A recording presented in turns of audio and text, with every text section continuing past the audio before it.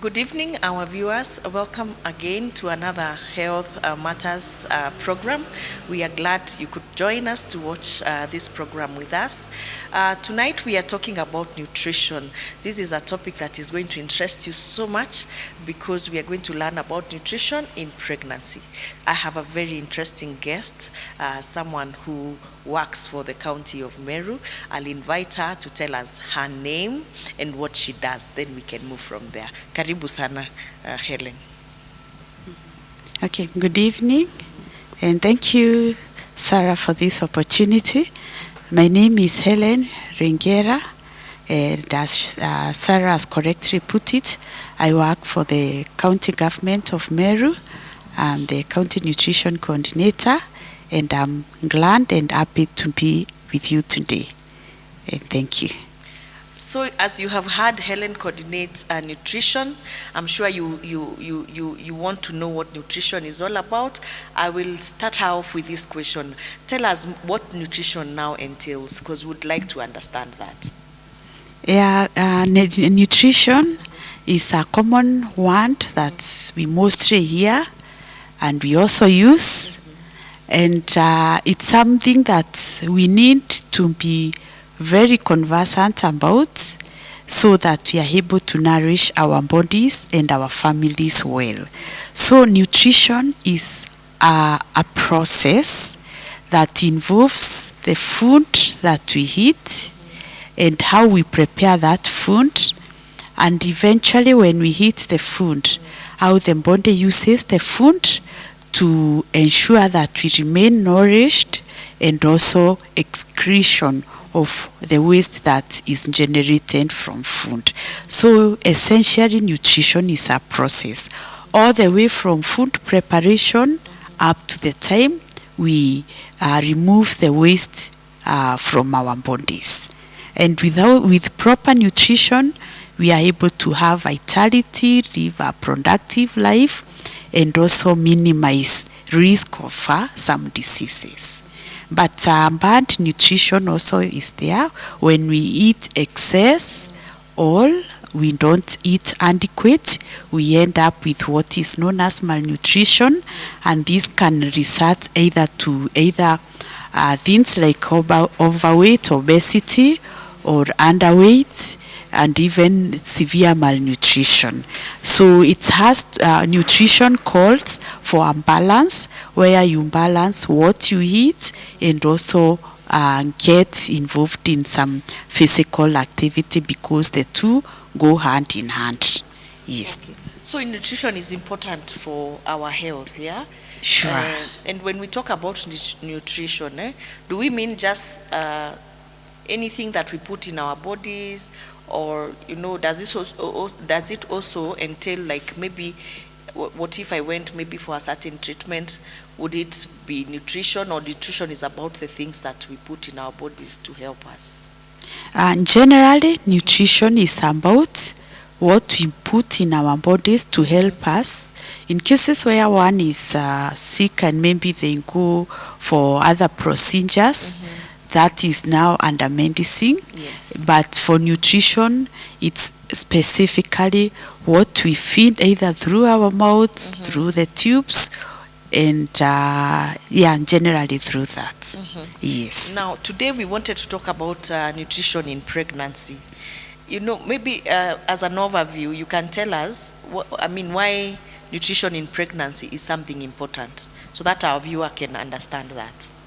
Yeah, this is a very important topic to us and to the viewers, and generally to our community, because nutrition and pregnancy signifies the beginning of life. Yes. When a mother or a woman is pregnant, it's a process through which a life is born. Yes. And it's very important for a pregnant woman and even the family and the community to take care of a pregnant woman, because this is the future of our nation and our communities. What in Kimeru we say, the mugongo. Yes. So essentially when we talk about nutrition in pregnancy, I'll expound a bit about something called 1,000 days. And 1,000 days means of 1,000 days of any child means pregnancy for 9 months and then 2 years after birth. So this is a critical window of opportunity.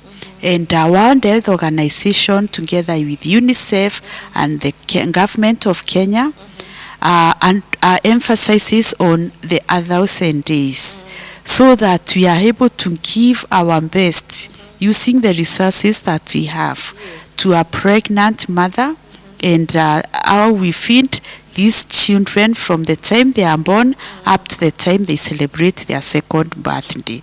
It's called a window of opportunity.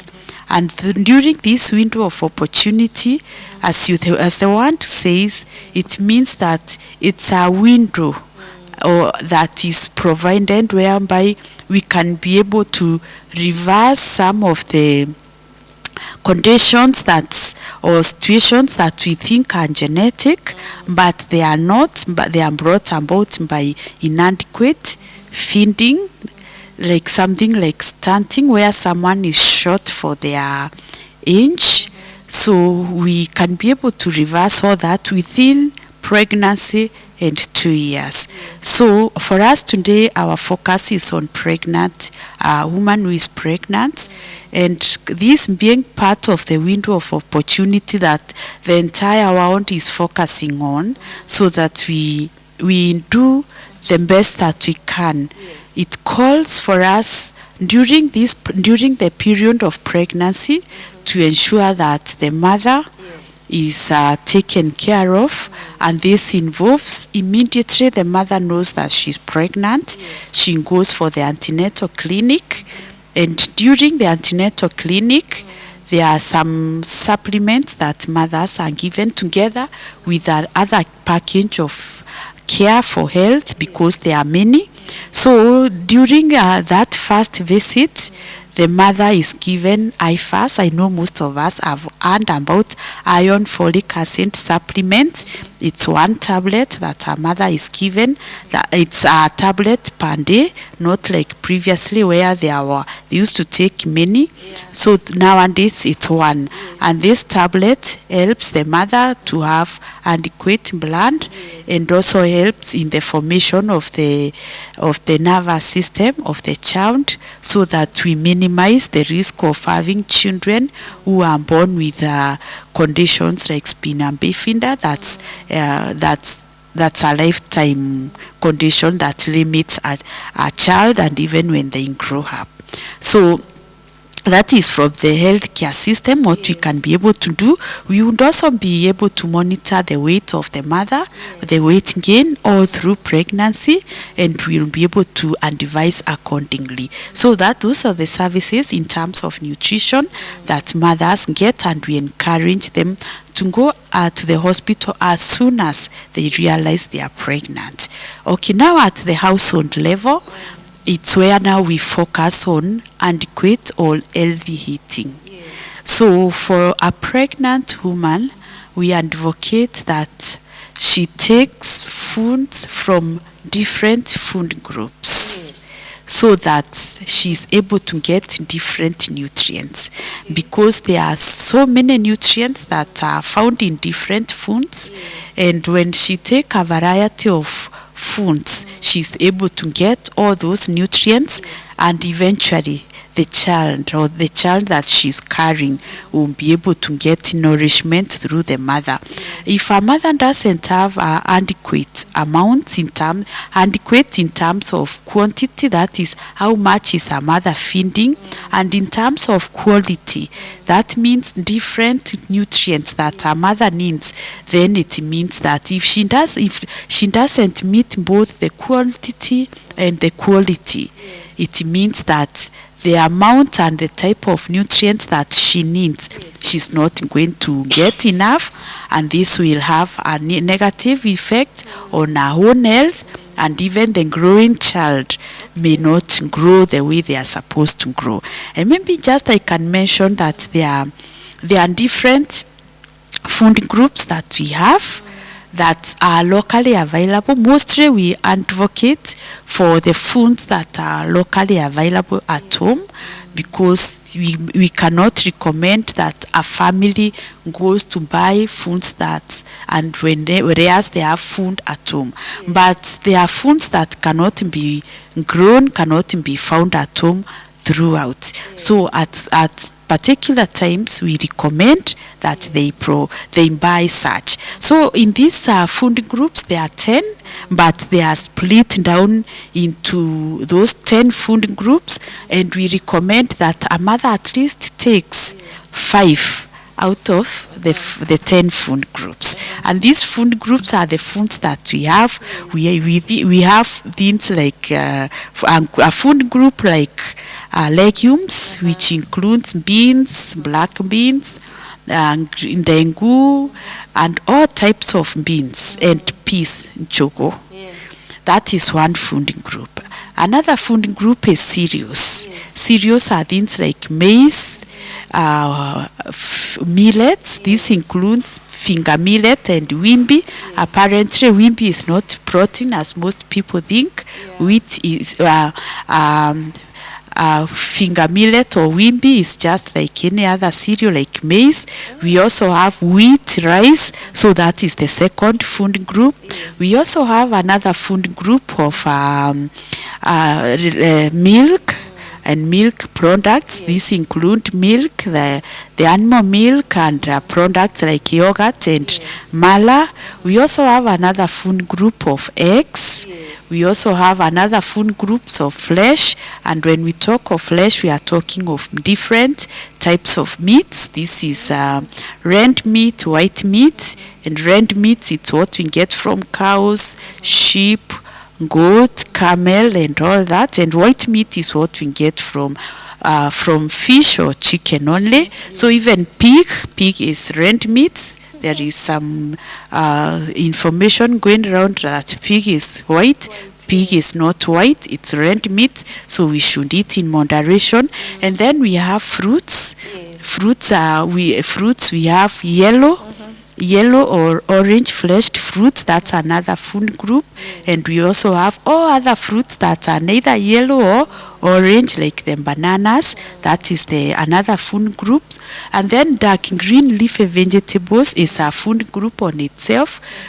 And then all other vegetables that are not dark green. So you can see I've listed so many food groups, and we are recommending in a day, not in one sitting, in a day, a mother should be able to take at least 5. So you can see, even if we say today she's preparing githeri, she has beans, she has maize, there are some carrots, some greens, and then some tomatoes. In one day you've consumed, and when you take that is sufficient enough to give the mother all the nutrients she needs plus baby. And then for meat and meat products, we mostly recommend that at least 3 times in a week, mother and her family, they should be able to buy on the minimum 2 times in a week to buy some meats, because there are some nutrients that are not found in animal products, but they are only found they are not found in plant foods, but they are found in animal products. So that is why we recommend at least 2 or 3 times in a week. They should be able to have some meat, so that they get the essential amino acids that are not found in the legumes that they eat. And then as an overview also, a pregnant woman, as the pregnancy progresses, their stomach capacity becomes small, so they should take small frequent meals, unlike taking 1 or twice in a day, but they should split their meals so that it's comfortable for them. Yes. But now that interests me a lot. Yes. I thought pregnancy is just kawaida. It's natural to be pregnant. You just wait until you have the baby. Yeah, so It's that's what, a normal person, yes. if you get pregnant, you just assume, it's 9 months, the baby will just come. Yeah, it's not a normal thing, but efforts are made, Yes. and that's why I've highlighted what at the health system we are doing at the of hospitals, what we are doing to ensure that this mother delivers a healthy baby. Yes. And then at the household, mostly is to ensure the mother gets the right foods and also gets some rest. Wow. Yes. So we should not take pregnancy so lightly. When I discover I'm pregnant, I just sit there and wait. No, I should also come to hospital. immediately you realize you're pregnant because most of the interventions are given the first trimester, up to 12 weeks. And like I mentioned, I fast our iron folic acid supplement. The folic acid that I didn't mention that it helps to give us babies that have a strong nervous system. It's effective the first 12 weeks. Oh, so if you miss it, you'll have missed a stage. Yes, An yes, important and stage if for the baby. yes, And it's very good for a baby. So it means you can have a baby with a problem with the nervous system. yes, we have such babies, and there could be one of them could be the deficiency in folic acid plus other medical conditions. But it's always good to come in time, and you get the interventions. They are free. Yes, in our government hospitals, these services are there. Yes. Now let me ask something that has come to my mind. So now it means there are some people getting children that are not okay who would have been okay. Very true, and these are, for like the iron folic mentioning, these are micronutrients. When you look at me or I look at you, Sarah, I'm not able to see that in deficiency unless it's severe. That's when I can be able to see the deficiency by looking at you clinically. But there are some other deficiencies that will automatically you'll be able to see. Like a child who is born, you measure their weight, you find that they are less than the recommended kilograms at birth, which is 2.5 kilograms. So that could signify a challenge in the nutrition of the mother. Other times, that is something you can be able to see. Other times, you'll be able to do the length of a baby, and you find that even at birth, they are too short. Okay. So that's why these measurements are done. they are done, yes. And other times, also in some hospitals, we do end circumference. So when we do the end circumference at birth, again, we are able to know how is the milestones on development of this child in terms of brain. Yeah? It's very critical, and I'll not get tired of emphasizing. No sooner than you get to know you're pregnant, than you go to a facility and start your journey of care, and also at home have adequate nutrition. And sometimes when you're pregnant, sometimes you don't feel like eating something. So what happens? If you're not even having someone to advise you, you just sit there and think everything itaendelea vizuri tu. Yet you don't know, you might be doing the wrong thing. Yes. Yeah, and if you maybe go to you go to the hospital, you'll be helped to know what you should take, what you should eat, So my viewer, you can hear, it's very important for us to also to present ourselves to the hospitals once we know we are pregnant, so that we are guided with the right nutrients, so that we don't miss out, or we don't put a challenge in the baby that you're carrying, so that you're able to bring forth a healthy child. And if I may ask you, Helen, what are the best foods now to eat when someone is pregnant? Yeah, that is a common question that we encounter in our practice. And from the overview, I didn't mention the 10 food groups that families have. mostly they have access to either through their own production or they are able to buy. Like those in towns, they may not be having farms where they have foods. But then the foods that a pregnant woman should be able to take, it's all the food groups that I mentioned. But I'll emphasize that dark green leafy vegetables should be part of a meal of a pregnant woman, and even for general family, because you find that dark green leafy vegetables have a lot of nutrients. They have what even we are like, they have some folic acid, they have some iron, they have some little proteins, they have a lot of other minerals and vitamins.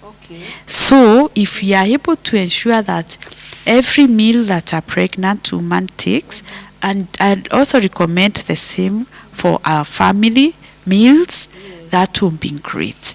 And then now they can be able to choose from the other foods. In addition to dark green leafy vegetables, every meal, they can be able now to choose from the other food groups that I mentioned. And now for animal proteins or animal product food groups, they choose at least twice in a week. Yes. And then for eggs, eggs is also recommended for a pregnant woman. Unlike the myths that we hear, that pregnant women should not take eggs, they should, but we limit eggs for an adult to 3 eggs per week. When you're expectant. For everyone. For everyone. Yes, Eggs yes. per week. Unless otherwise advised, but the advice lasts for a short time, after which you can go back and take eggs. But pregnant women shouldn't take an egg. Pregnant women shouldn't take peas. Again, I'm a Meru, and I know I'm addressing most of our viewers could be from Meru. Again, there are myths around pregnant women not taking peas. That is nchogo. That is again not a good thing. It's a source of protein, source of other minerals, so they should take, and it's good. Yes, and generally even milk. Milk is good, and glass, and then because milk has calcium, the mother needs calcium, the growing baby needs calcium. So they should take at least a glass of milk every day. What about the foods to avoid? Which foods should we avoid? That's an interesting question, Sarah, because there are limited recommendation, because for us in health we go by what has been researched and has been found to work. So what we recommend not to take during pregnancy, there's something that it's neither food or neither there, it's alcohol. So there are mothers who take alcohol in form of either beer or wine, and I underline wine. So during pregnancy they should stop. This is not recommended, because finally it will pass through the placenta and get into the baby. Yes. So you expose the child to alcohol too early. Something else, it is not food, but something that is coming up is tobacco and tobacco products. I know their efforts have been made to educate people to stop sniffing tobacco, but still people smoke. And smoking, it's not necessarily cigarette nowadays. I understand there are other forms that people are using, so that is also highly discouraged. And the third group, that's it's not also food, but I have to mention it here because it's a common practice to quite a number of women, is something that we find in some women who try and eat soil, try and they buy the stones and eat, Again, this is what I am discouraging in the ministry, and the reason is because the soil does not have nutrients. The soil has nutrients for crops, not human beings. And the stones that we buy again, they don't have nutrients for us. Yes. So if you find a woman who has cravings, Yes. cravings for soil, cravings for these stones, most likely it has been found that they have iron deficiency. Oh, really? So yes, so if they take their IFAS, those tablets they are given for A and C, they will be able to overcome Yes. the craving, craving. because it's associated with low iron levels.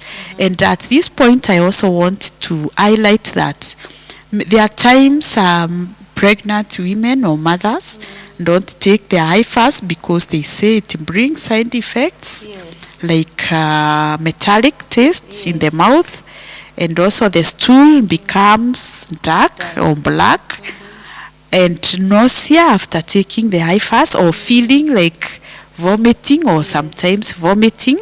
So the recommendation for taking IFAS is it should be taken in the evening together with supper, Okay. not any other time.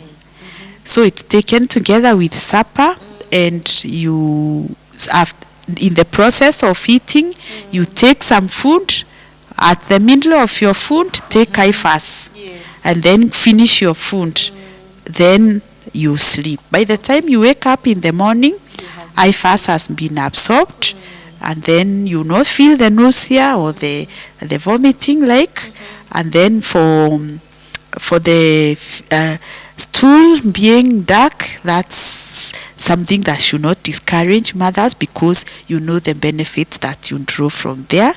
Yes, and that IFAS is given because it's found out that most mothers have low, or not really low, but their blood levels is not the recommended, and as pregnancy goes on, it keeps on going down. So take IFAS with supper, together with supper, not after and not before. Yes, I hope it's clear. Yeah. Yes. I will ask another question about it, but my viewer, I want us to take a short break. I know this topic is very interesting. Have you, maybe you've never thought about nutrition in pregnancy, because you assume probably it's kawaida, you're pregnant, you'll get a child. But you see there is need for very good nutrition, so that we are able to protect the baby that is coming, or rather we bring healthy children into the world, so that they also don't suffer. Yeah, as we take the break, I would like to hear your views on our show, your views on this topic that we are talking about, and any questions that you might have, so that we forward them to our experts, and we can get answers on the same, or any topic that you'd like us to talk about. As we go to break, this is the time for you to SMS on the number on your screen. Tell us what more you'd like to hear us talk about. Tell us what other question you might have there that you'd want our guest to answer. And as we come back, we'll continue now understanding what problems come as out of not doing very good nutrition when you're pregnant. Please don't go away. Stay with us.